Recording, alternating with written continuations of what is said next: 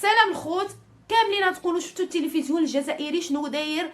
واحد الضجه حاليا اللي هي انه ما كيذكرش المغرب، اسم المغرب ما كيذكروش. وتخيلوا ان معايا نهار اللي كانوا جايين الفريق الوطني للمغرب ما كيقولوش بانه الوجهه ديالو الى المغرب. صافي المنتخب الجزائري غادي، ولكن في الله اعلم.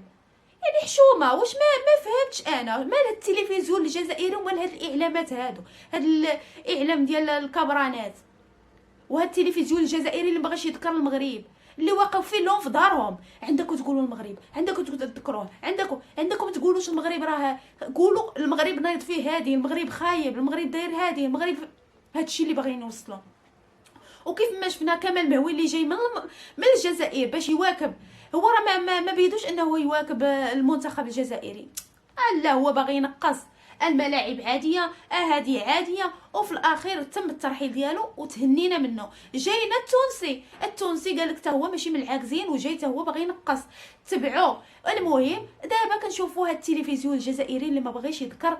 الى اين غادي المنتخب الجزائري ولا الفريق الوطني الجزائري؟ فين غادي؟ وراه غادي للمغرب، غادي لشي حاجه سميتها المغرب، وغادي باش يشارك في كاس افريقيا في المغرب. يعني واحد البلد اللي اعترفوا به العالم، وتجي انت اللي خوه النفس الحيط على الحيط تقول له غادي الملاعب، غادي يلعب الحشومه. راه ما فهمتش انا هاد الناس هادو واش ما كيفكروش، واش عنده عليهم شي ضغوطات يقدر يكونوا ضاغطين عليهم. يعني راه كثره الضغط، راه الناس راه ضاغطين عليهم باش يقولوا المغرب خايب. لان كنشوفوا هادشي كامل في الاعلام ديالهم، لا الصحافه ديالهم، لا التلفزيون ديالهم، لا هاد الصحافه الزيكو. ولكن الشعب الجزائري راه واعي وعارف، غير هو ما قادرش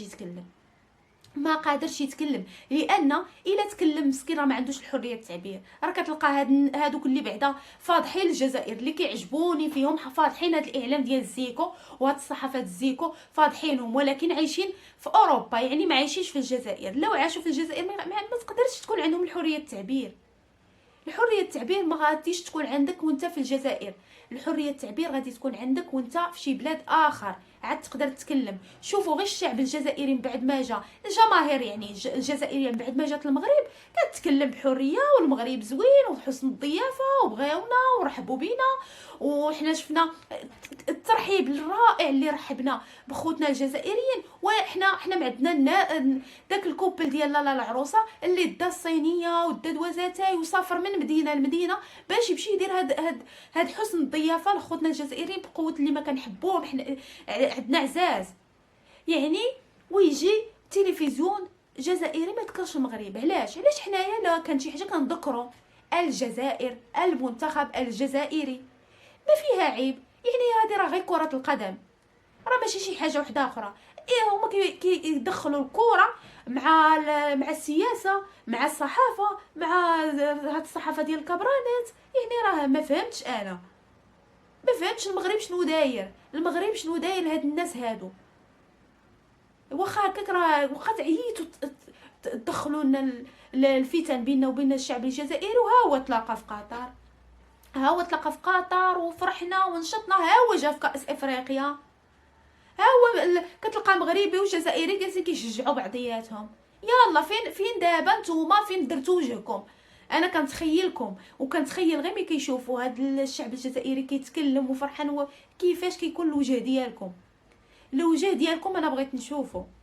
المهم اخوتي، هذه هي الصراحه الحاجه اللي ما عجبتنيش انا في هذه القضيه هذه ديال هاد التلفزيون الجزائري ولا هاد الاعلام الجزائري ولا هاد الصحافه ديال الزيكو اللي مبغينش يحيدوا المغرب من البال ديالهم. المغرب غادي في خطى ثابته في اي مجال. كتلقى المغرب لانه عنده ملك البلاد اللي حاميه واللي مربي ومتربي وعطينا واحد تربيه الملوك ابا عن جد. كتلقى انا ما نقدروش اننا نسبوا ولا نعايروا لان مليكنا كنتبعوا الصفه مليكنا. ولكن الناس الاخرين الله يهديهم هذا ما كان. يعني راهم تابعينهم الزروطه موراهم وهما غاديين، فما عندهم ما يديروا. ولا حول ولا قوه الا بالله العلي العظيم. يلا خوتي عطيوني غير نتوما الاراء ديالكم. الشعب الجزائري اللي عندي مهم خوتي الجزائريين اللي عندي في الكونت، اعطيوني الراي ديالكم في هادشي هذا اللي واقع. المهم حنا ما عمرهم غادي يطيحونا، ما عمرنا غادي نكونوا طعم ليهم ولا شي حاجه. يلا خوتي تبارك الله عليكم، ما تنساوش الاشتراك في القناه باش يوصلكم كل جديد ومفيد باذن الله، وتهلاو في راسكم.